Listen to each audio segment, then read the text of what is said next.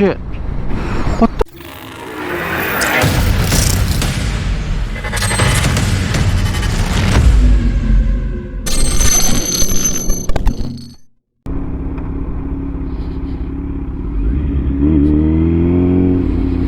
What is going on, guys? Welcome to another Moto-R vlog, and we're gonna have a little story time today. Something I'm really not happy about.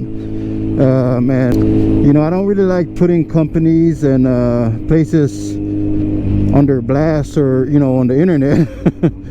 And I usually go through the process of trying to get my stuff situated, seeing, you know, giving them the opportunity to fix, or giving them the opportunity to right their wrongs. But I've done all of that already. What is going on here? I've done all of that already, and it just seems like no matter what I do, they weren't going to right the wrong. So this has to do with insurance companies, and you know, things that I didn't know that could happen, or what an insurance company could do. It's mind-boggling to me. I have been insured, and I'm just gonna go ahead and say the company. I don't care. They don't care. They are a large company, and the fact that I'm saying something about it is not going to be an issue. The thing that I want to do is make sure that no one makes the same mistake that I made, or learn the way I did. And the whole deal is like this, man. Like, don't ever trust your insurance company. And I know this goes without saying, because a lot of people will say that you know, it's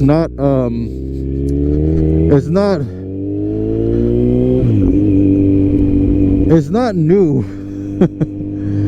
People, you know, hire lawyers because insurance company tries to screw them over. You know, whether it's you getting into an accident and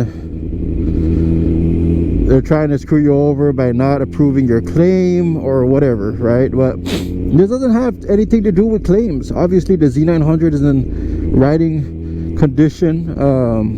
I did get into an accident, so that's not what we're going to be talking about today. So about a month ago, I received a letter in the mail coming from my insurance company. So my insurance company is Geico. I've been with them way over a decade, close to 15 years, closer to 15 years than anything. And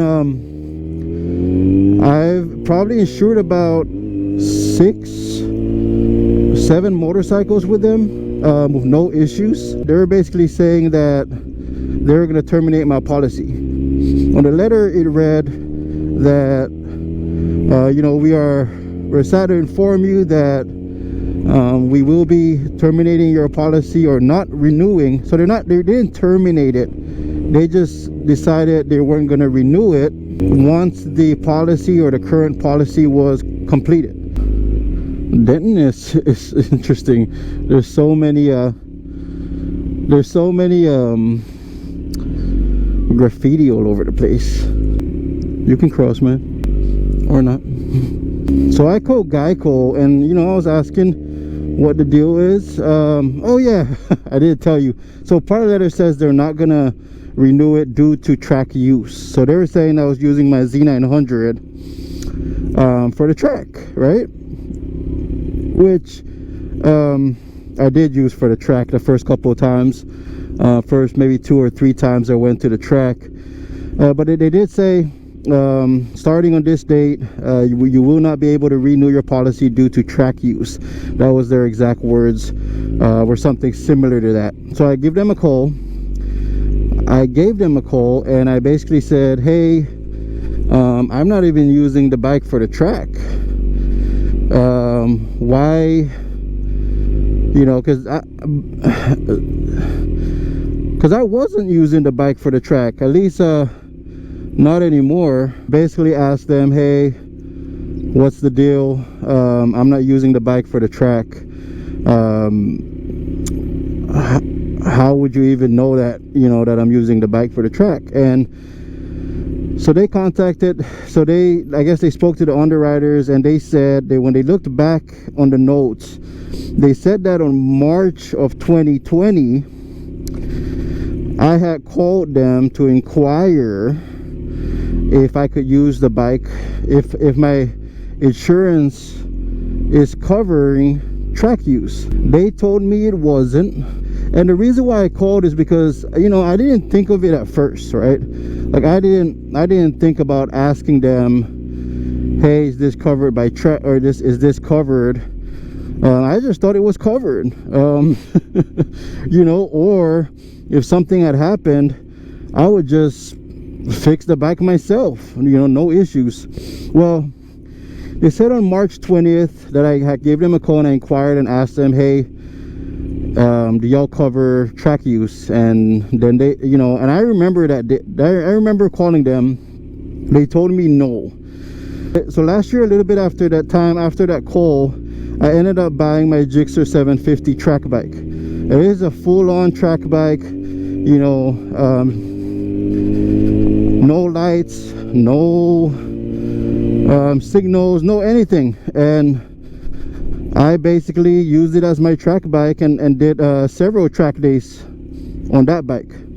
I bought the track bike, I used that for the track, and since I've asked that question and since I clarified that I am not covered under the Z900, I have not taken the Z900 to the track.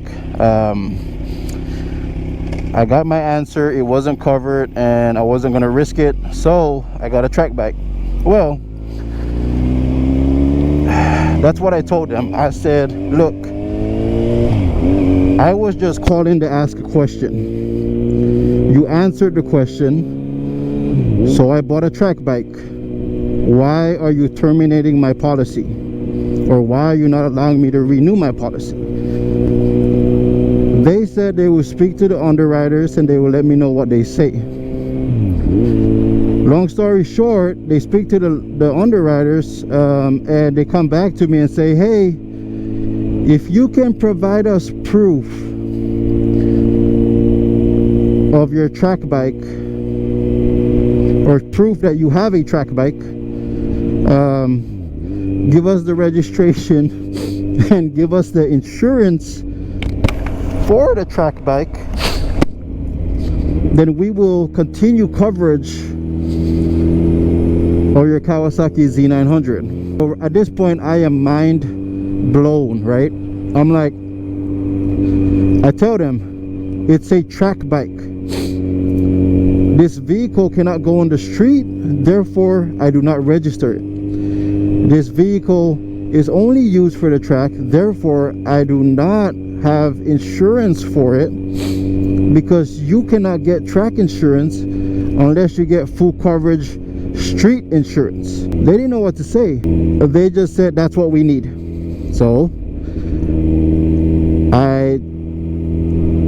at this point, I'm just mind blown and upset. And on top of that, right, and that's what I said, on top of that, by the time I was complaining about this, I had already sold the Gixxer. I've already flipped it. I did my track dates with it. I was done with it for the season and I sold it. So I didn't even have the Gixxer anymore. I told them, look, I'm not on the track. I don't even have a membership for the track. I need my vehicle covered. I have been with the company for so long that I have accumulated good standing. I have accumulated interest with the company, you know, when it comes to insuring my bikes, that I didn't want to leave. And I also had everything with the company. I had my renter's insurance, I have my car insurance, so I was getting all these discounts from Geico.